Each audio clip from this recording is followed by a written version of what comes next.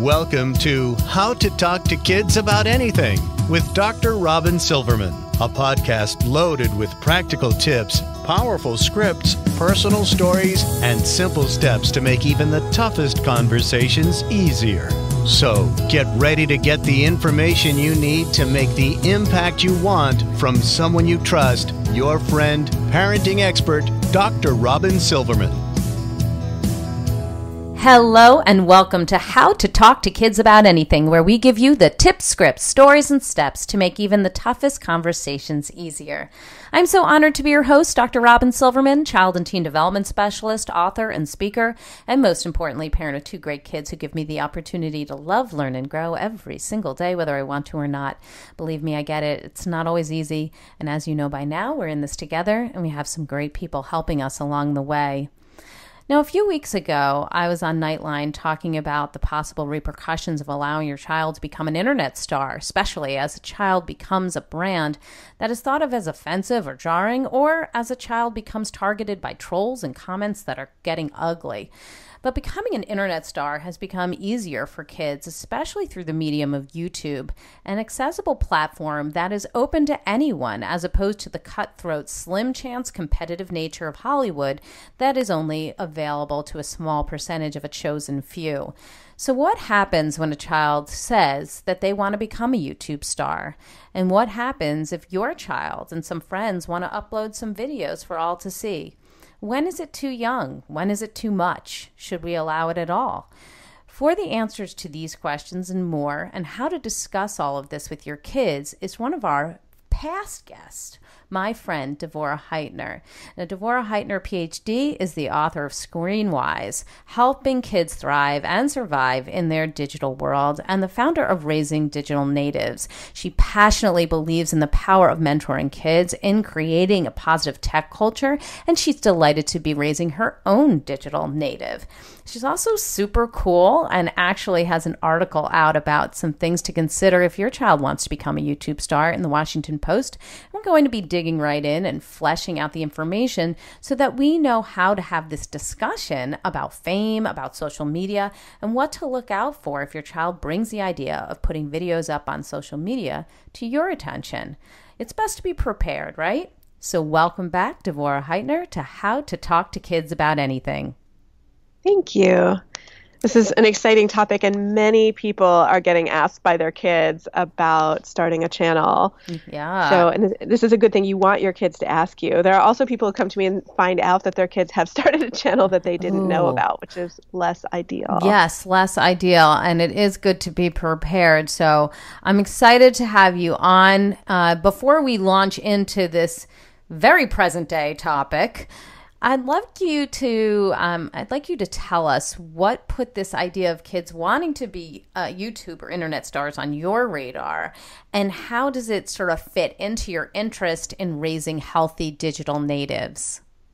I speak with parents all over at schools and in other environments where I'm trying to help them raise their kids and to be screenwise and to be thoughtful, empathetic, good citizens in the digital world. And this is a really common question. I have a lot of parents asking me either about kids who want to be super famous and are just driven by, likes and wanting to be known, or they have a really strong interest and they're part of a community like a gaming community or fashion, and they want to be contributing to that community by making their own fashion videos or their own gaming videos. So those are the two kind of categories that I hear about the most of kids who want to start YouTube channels and be out there. Okay. And so you bring up a good point before we launch into talking about what we might be putting up on YouTube. So kids are involved in these communities and maybe are watching videos on YouTube. What are they watching on YouTube? And is it sort of a free-for-all, or are they watching specific things? Well, a lot of little kids are watching these horrendous videos of other kids opening toys. Oh, yes. So that's like porn for the preschool set. Terrible. And it's very popular, and it's sort of designed to make your kid into a monster. Mm-hmm. And then as kids get older, they might watch pranks. A lot of kids are watching humor. And then the big YouTubers like Dude Perfect, PewDiePie, Casey Neistat get popular with tweens and teens. kids also will follow makeup channels. There's a bunch of LGBTQ oriented channels like the Miles Chronicles that some kids in that community follow. And gamers are definitely watching other gamers, whether it's Minecraft or all kinds of other video games. If you want to watch other people play video games all day, it is crazy. We find it very peculiar. Dan TDM, my kids love him. And he actually wrote a graphic novel that my son was very excited to read. So it's just interesting to me what kids watch and what's interesting to them. So let's say that your child comes to you and says, I want to have a YouTube channel, or join a social media site where your child can upload videos. So what kinds of questions should we be asking, even before we get into like rules and expectations and sort of the nitty gritty? And what about age restrictions? Is there an age for all of this if your child comes to you, or whoever can join? What's the deal with it? So first of all, you definitely want to get a sense of their interest in what they're watching and what they've been influenced by. So I would ask them, well, what are you watching on YouTube that make you want to have a channel? What are some channels that you find inspiring, that you think are positive? What are some things that you are less attracted to or that you think are more negative? Because what you want to get from them is, what is their critical judgment, right? What does their inner critic say is awesome? Because that'll give you a really good sense of what you might be concerned about. If something that they think is awesome is very problematic, or maybe problematic for a kid their age, like maybe a 9-year-old, you might not want to have a makeup channel. Mm-hmm. Maybe makeup is something you still want that your 9-year-old to just be playing dress up, in private, but a makeup channel feels inappropriate. But maybe you would be okay with your 16-year-old having a makeup channel if that's what she really wants to do, right?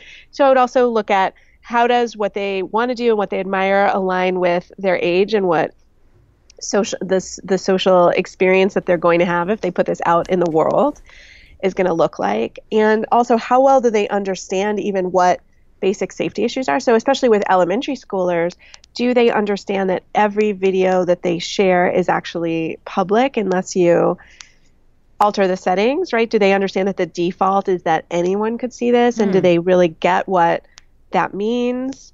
That's really important. And then it's also really important that whatever you give your child permission to do, you have to understand that if they're doing this with friends, that friends' parents need to be on board as well. So your child should not be posting videos that have friends, even if you've given them a green light, unless the parents of those friends are also totally okay with it. Okay, so I'd like to kind of live there for a minute. I mean, you say that it's important for kids and parents to create a plan if the child is going to be putting videos up on YouTube. And so what should they be considering then on that plan? And what if they really don't know what they want to do in those answers to those questions? And they just say, I just want to post silly photos with friends or silly videos with friends. I know my daughter has told me, like, she loves those videos where you have to guess what you're eating. It could be something super gross or yummy, and there's like two people and they have like a competition. I'm not exactly sure, how it works, but I know that there's like a gross out effect. And has mentioned that she'd find those things fun to do. Now, she's only 9, and that's, not on the table. But how do we discuss a plan with our kids, especially if they do want to involve other kids?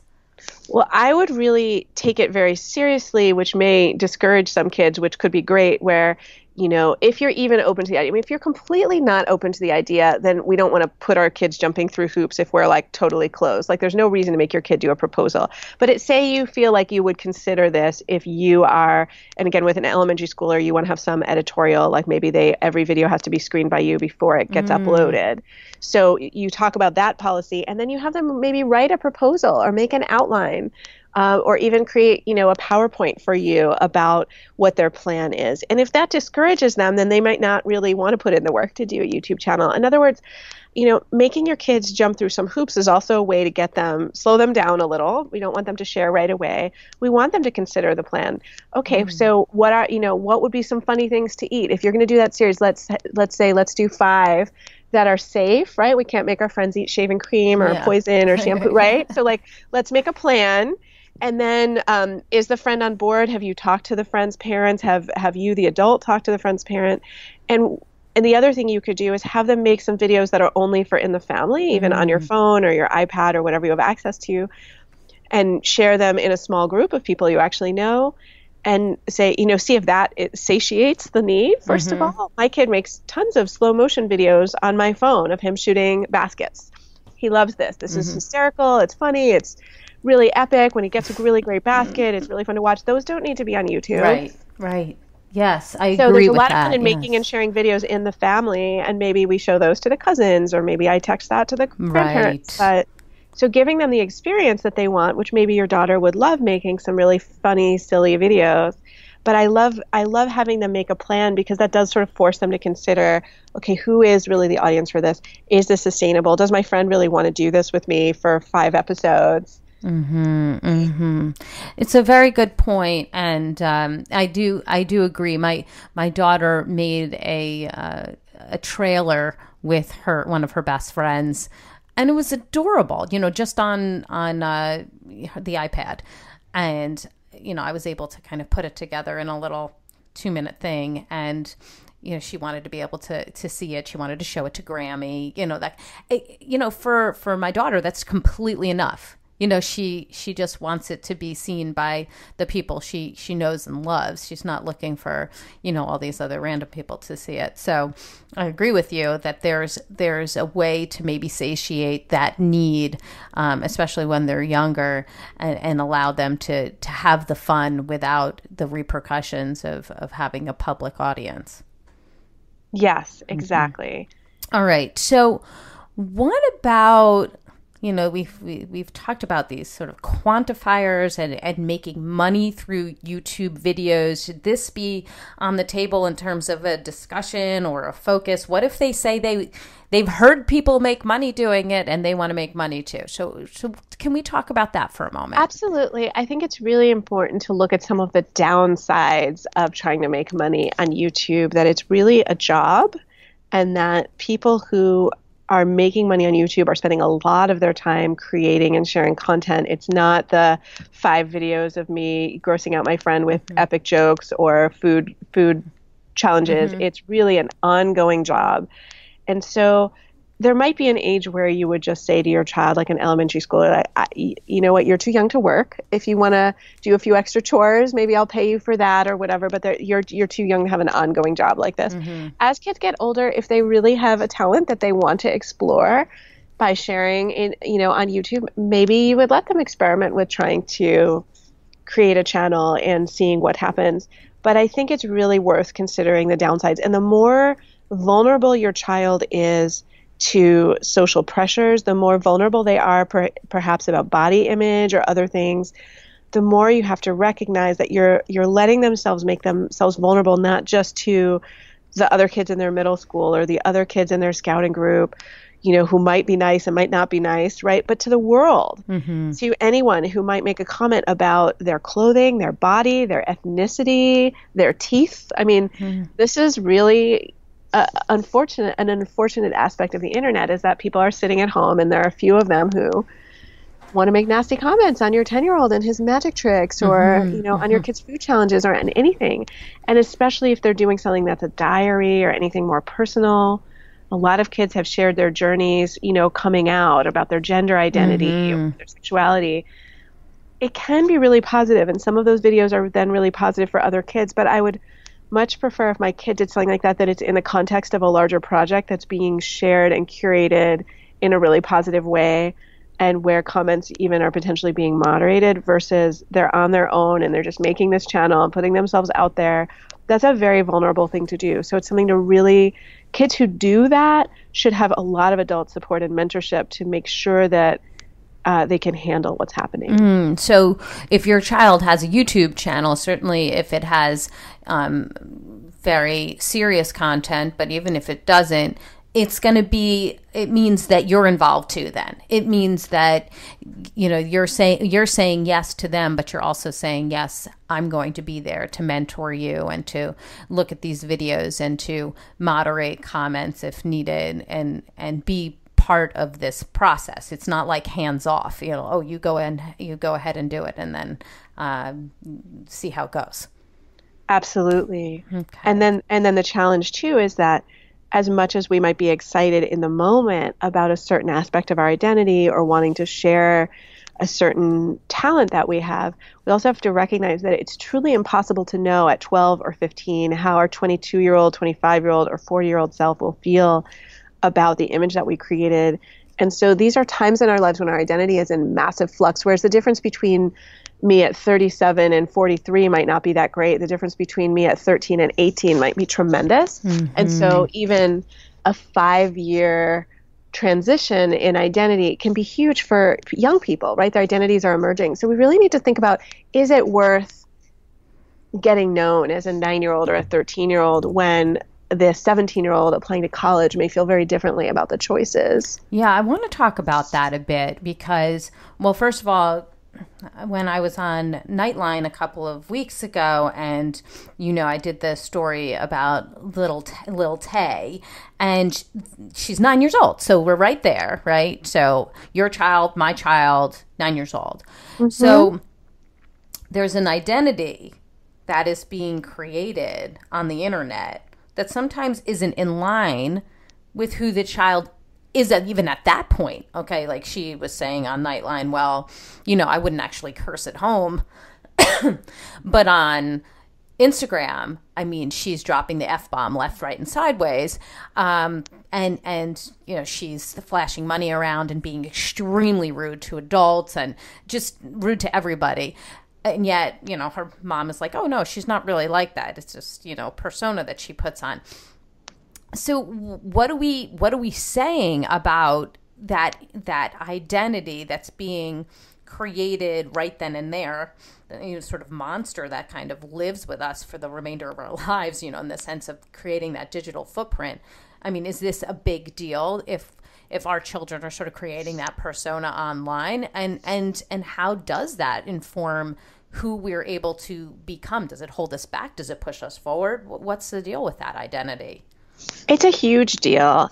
I think there's a diminishing impact given that so many kids are growing up a little bit public and a little bit famous. I mean, even those of us who just choose to share our kids in Facebook are making our kids more public and famous than most of us were as kids. Right. So we live in a time of somewhat diminished privacy, of somewhat increased fame, and an increased speed of sharing.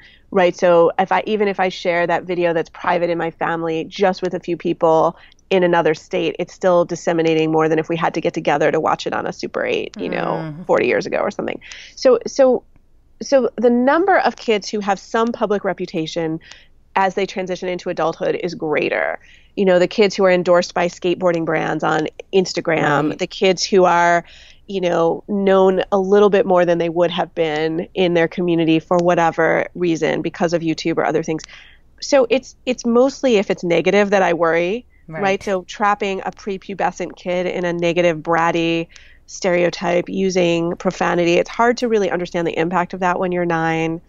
And it's really not fair, I think, for adults. I mean, as you said, not fair for adults to make that editorial choice. If my kid did something that I thought he might later be embarrassed by, I wouldn't even share about it on my social media. Exactly. Certainly I wouldn't share a video of him doing it or saying it later because, my own choices at that age are private in the family and they're emerging. You're emerging as a kid at 9, at 13, at 15. Even when kids become viral for making really unfortunate choices, like high school kids who make racist tweets, for example. Let's go there, like 15-year-olds.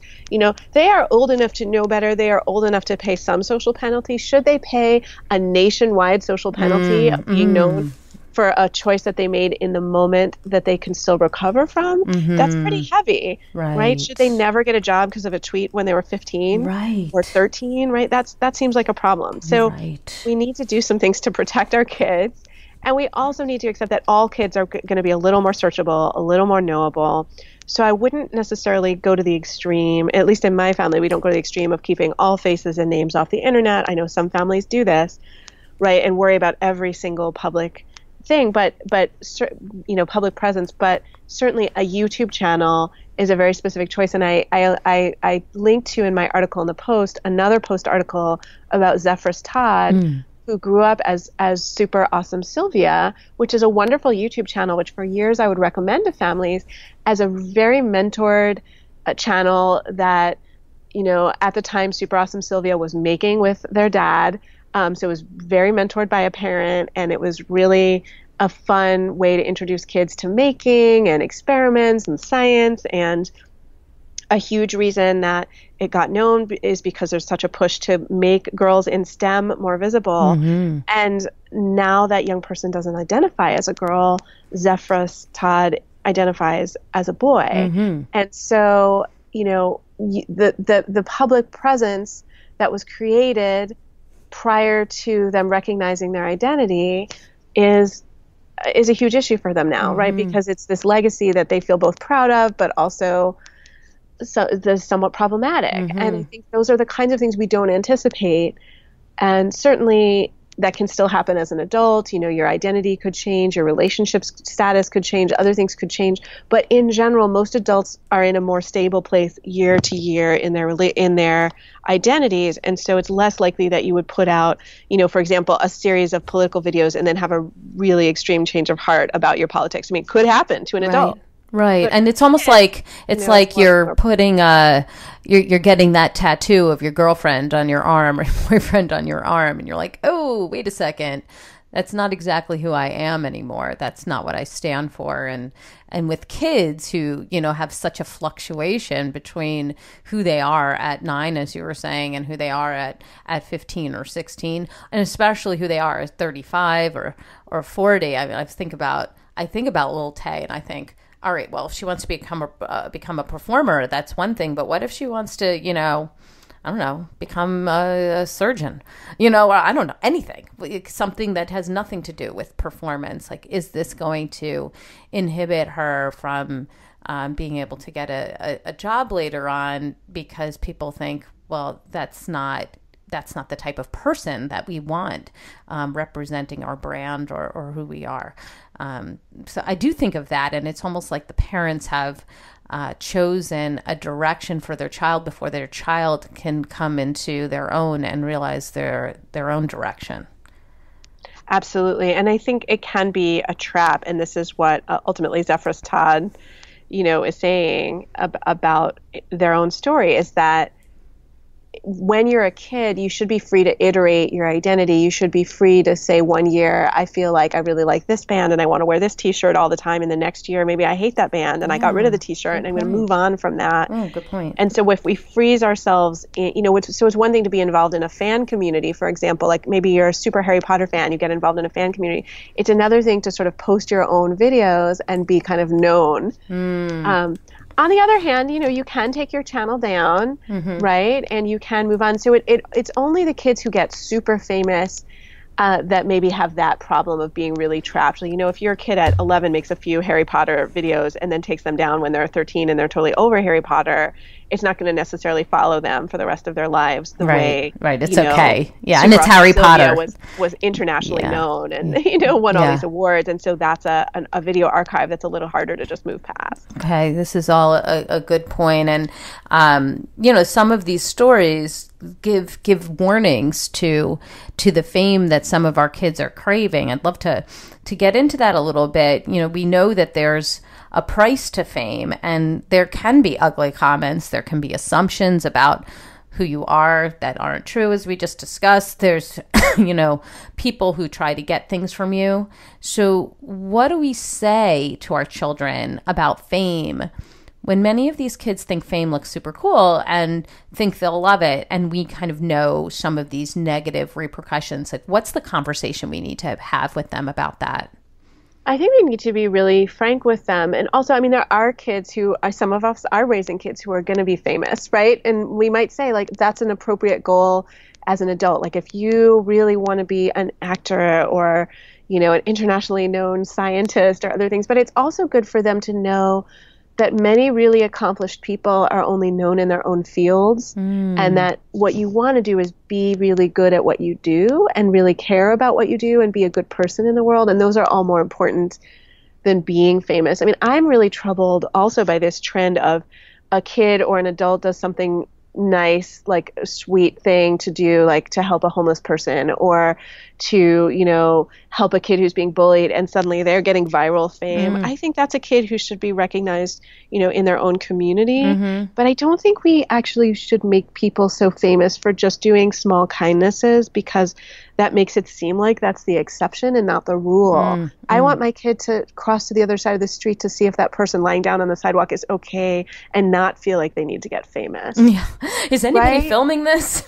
Right. I mean, but I worry about that. There are all these moments where, someone surprises someone with some good news, and there do seem to be somewhat like a film crew. I mean, right, we're constantly, and I think we're living in a time where there's a lot of bad news, and so people are trying to counter that, I think, with feel-good news. And I do appreciate news about kindness, and actually, there are columns that I love to follow that share really wonderful news about kids, especially when they do really innovative things that might give other people ideas. I do feel like it's appropriate sometimes to share that. Sure. But I don't think we want to make famous every time, someone, does something that any person should do. Anyone should be checking if that kid who's being yelled at is okay. Anyone should go and sit with them. There was a case here where some kids ditched another kid at the prom, and then the other friends came through, and it became this kind of viral story. And I thought, that's a sweet story, but does the kid who got ditched at the prom really want his name out there? Yes, right. As having been ditched at the prom? And how will he feel about this in 5 years? Whereas he'll always remember the friends that were kind, and they will always know too. Do they need to be known publicly for that? That is really a good point there. And and it also can backfire where it's like, if you're not getting the recognition, does that mean you're not going to make the extra effort? And certainly that's not what we hope for our kids. We hope that they would do it whether all eyes are on them or all eyes are looking away, because that is who they are as a person. And of course, those are conversations that we need to be having with our kids, that character is something that they hold with them for their whole lives, and that we hope that it's something they can be proud of, not because they're being recognized for it, but because they feel good when they show people who they are. Right. And it's even sometimes a greater good to do something privately and quietly to help someone out without making a big deal out of it. And that's can be less, so yeah, I think the culture of viral video that we live in can really influence our kids. And I think when they find something inspiring, maybe they find the ice bucket challenge inspiring or something like that, I don't think we want to sort of ridicule that or put it down. I mean, that did a lot of good, raised a lot of money for an important cause. But I think we can also say, hey, are there ways we can do good things without being known right now, because maybe that's not our family's value?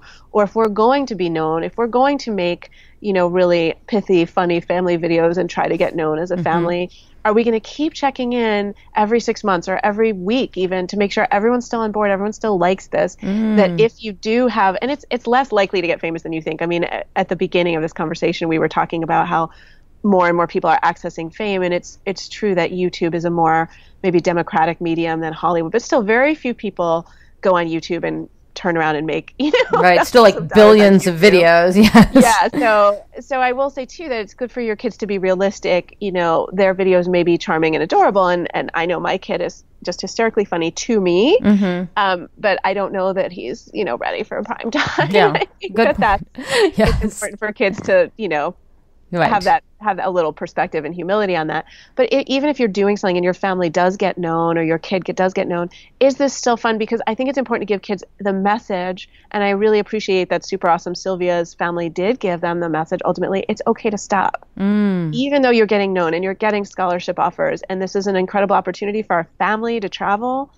And this was a family that had never been abroad, and they went to Australia and they got to do all these cool things. It would have been very easy for them to push their kid to keep doing this, and they let them stop. That was the right choice for their child, and I think that was the ethical, responsible choice. Right, because you don't want to get yourself so caught up in the benefits that the fame might be providing or the money might be providing when your child is miserable or isn't identifying or liking, enjoying what he or she is doing anymore. So, Exactly. Right, we can get caught up too.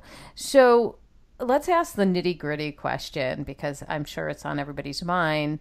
What do we allow our children to post? I mean, it's one thing when our kids want to post, a really charming, funny video or of them singing because they're talented, or it's quite another if they want to post videos of them doing risky things, which I know is a big thing, or inappropriate or private things.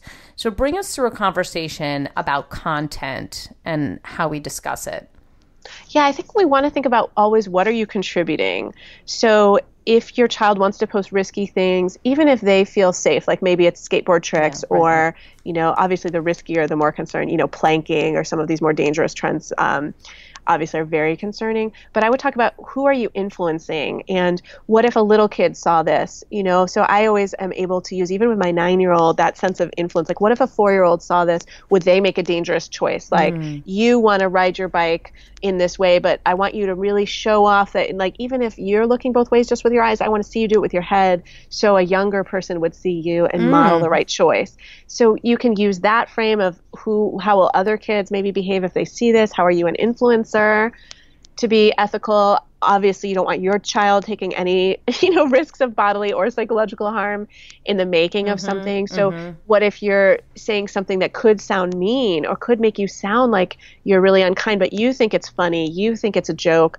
You need to taste test that. You need to have a sensitivity reader, just like you or I would do if we were publishing something that could be misinterpreted. Right. We would make sure that someone else saw it to see, this doesn't sound good out of context. Right. This doesn't sound like you, and people might think this or that if they heard that with fresh ears. So that would be extremely helpful.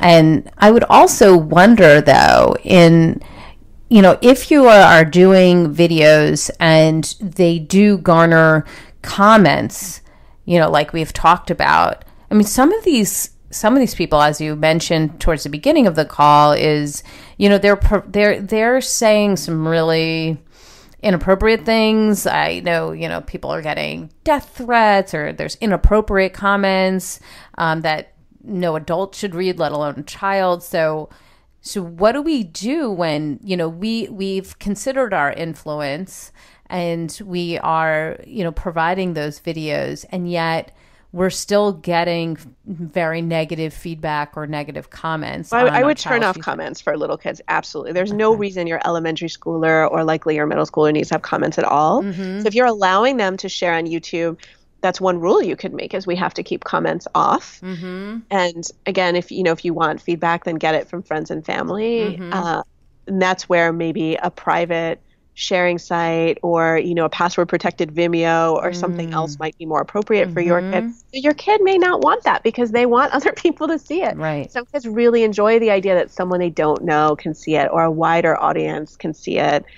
And so you have to balance what you know about whether your kid can handle that. Now, if your kid is putting themselves out there in a community like Harry Potter fans or Minecraft players, that may be a safer community. Now, there still may be some yucky people in that community who make inappropriate choices and say things they shouldn't. But in general, what I find is those communities are more supportive places than just sort of the wider internet, right? So, if you're in a community and you're sharing things that are valuable in that community, just like you and I might share, I don't know, you could be sharing a recipe on a Tumblr, and people are going to be more interested because they've already opted in to be part of this community, and you're sharing and pulling your knowledge. And I do think that's where YouTube and other sharing can be very positive for kids, is not just being passive consumers in a community like Minecraft, but also contributors. That's where I'm excited about citizenship. But nonetheless, do you want your 6-year-old hearing all the language of other Minecrafters? Maybe you want to steer them towards some clean Minecraft channels, which there are out there that are curated, actually, and say, okay, you can have a channel when you're 10, or you can have a channel when you're 12, but I don't maybe want you putting yourself out there just yet.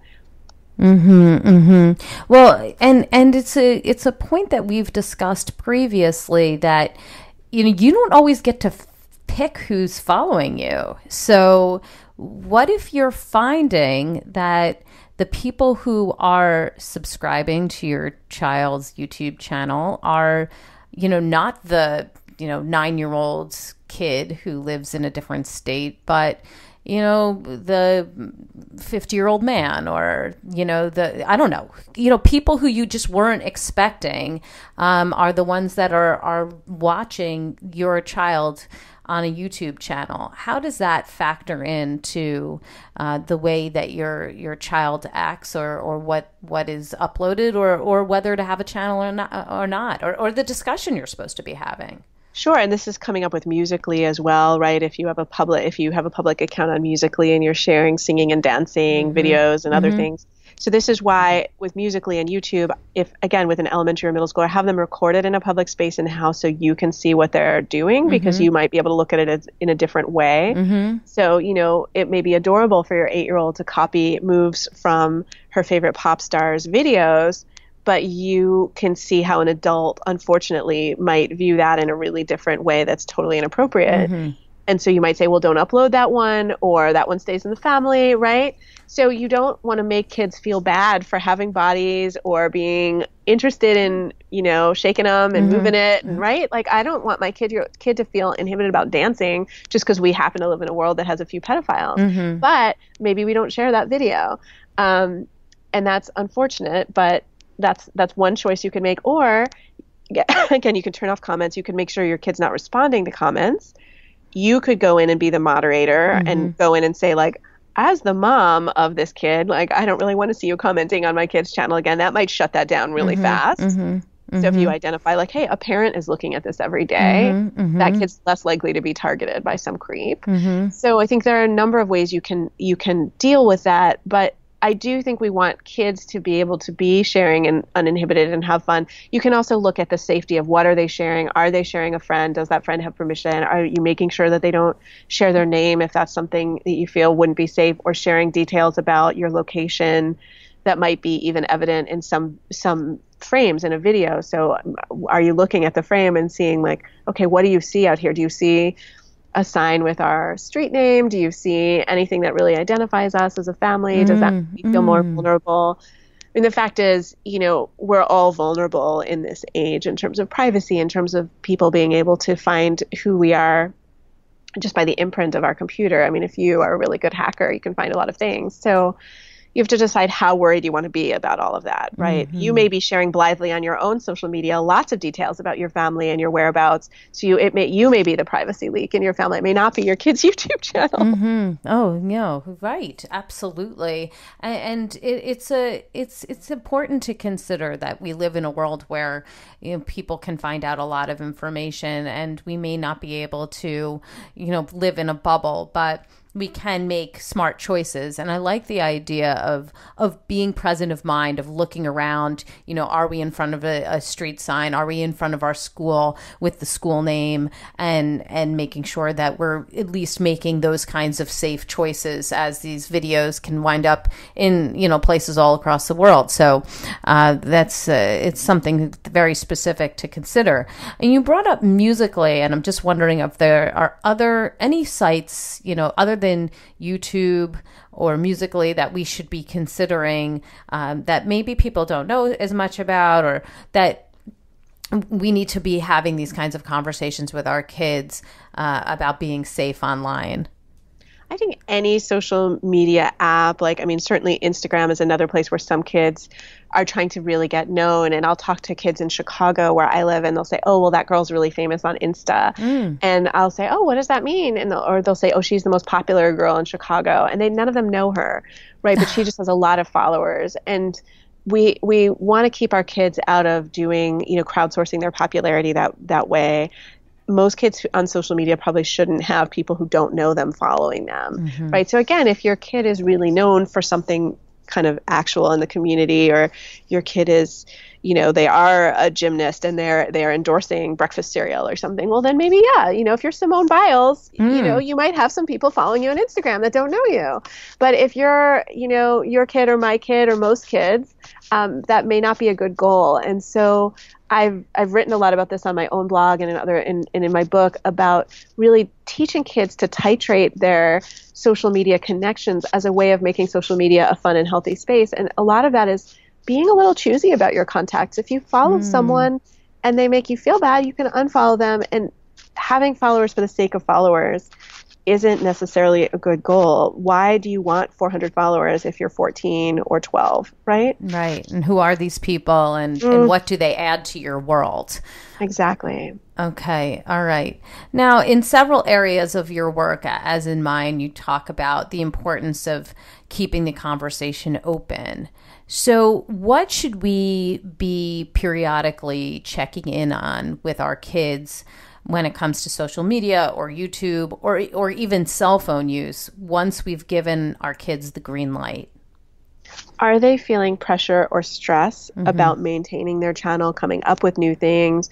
Are they feeling like the social labor of having to like other people's videos or pictures is, stressing them out? Anytime our social media world becomes extra labor for us, that takes kids away from things like sleep, homework, family time, downtime, I'm concerned. Like then we want to kind of turn the volume down on that, right? Even for those of us who do social media like you and I do as part of our work, it should not be the dog that the tail wagging the dog, right? I mean, it shouldn't be the main focus. And so certainly we don't want our kids to be finding that labor stressful. I would also kind of keep an eye on what are they watching and what do they admire. So again, if you see your kids admiring extreme pranks or extreme practical jokes where people end up crying, right? Where there's a cruelty to them because there are these, even we've seen parents, we saw parents lose a custody battle with kids, right? Where the parents were doing practical cruel jokes on their kids on YouTube.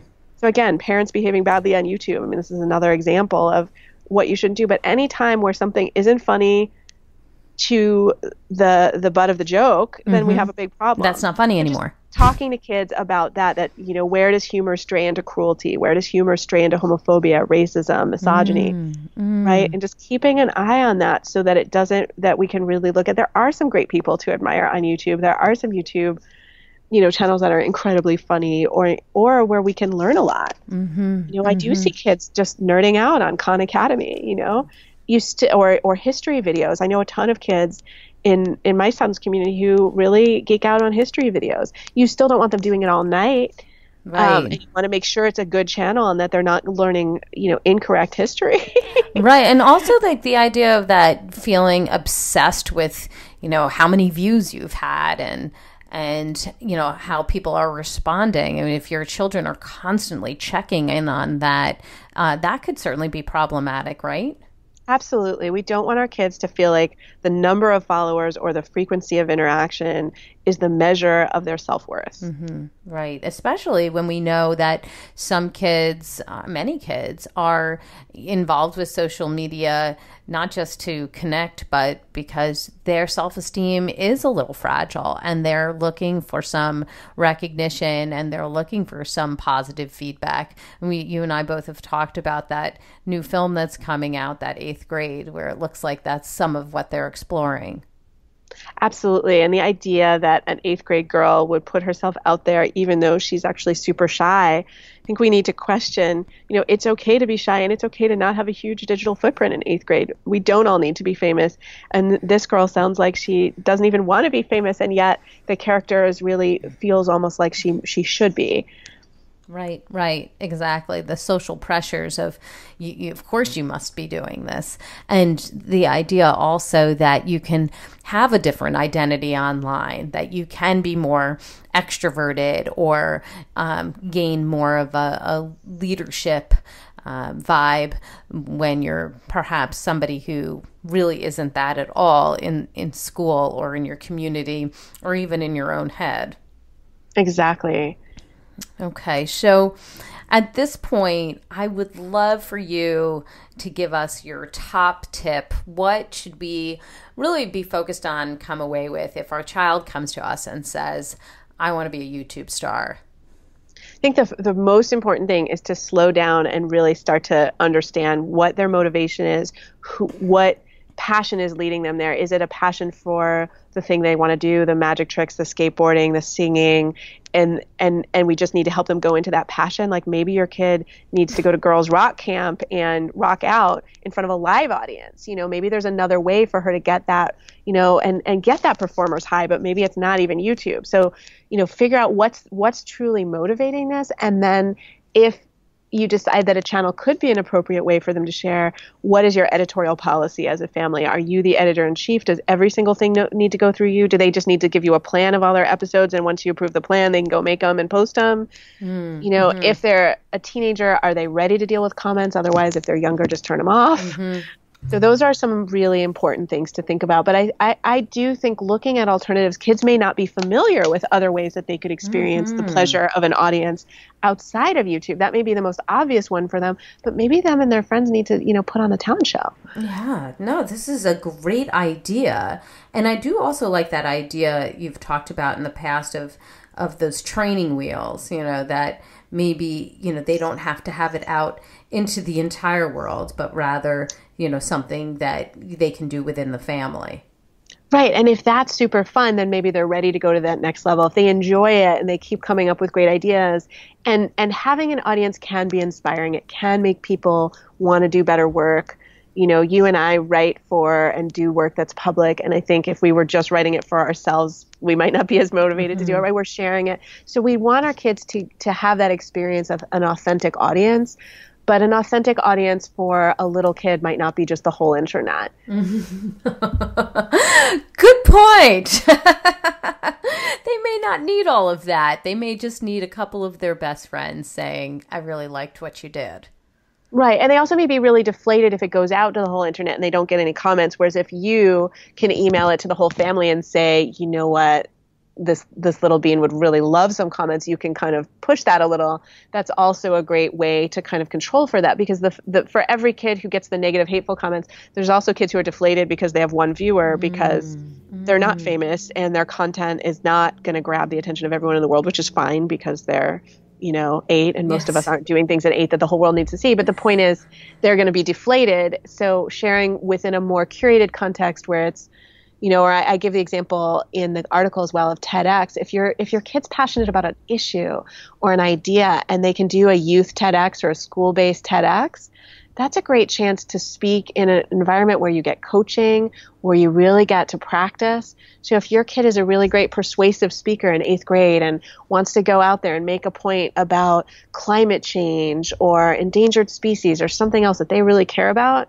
that's a great way to do it without the pressure of an ongoing channel. I love that idea. I love that idea that they're able to do that. And that you also talk about, possibly doing things on a community level, that, that there are people that you can help and touch and inspire on a community level, even if you didn't want to do the TED Talk, but that, you can, get up in front of your school, or you can, help a local charity and make an impact and feel really good about your contribution. That paves the way for more positive activities in your child's life, and builds their self-esteem in a really worthwhile way. It's much more authentic, and it's a way to be connected. What we don't want to see is our kids developing a totally different persona online than they have in person, which sounds like what 8th grade is kind of about. Yes. So I'm excited to see that. Exactly. Me too. Well, give us your resource of the week. Where should people go to get more information about you or this topic, and what's their next step?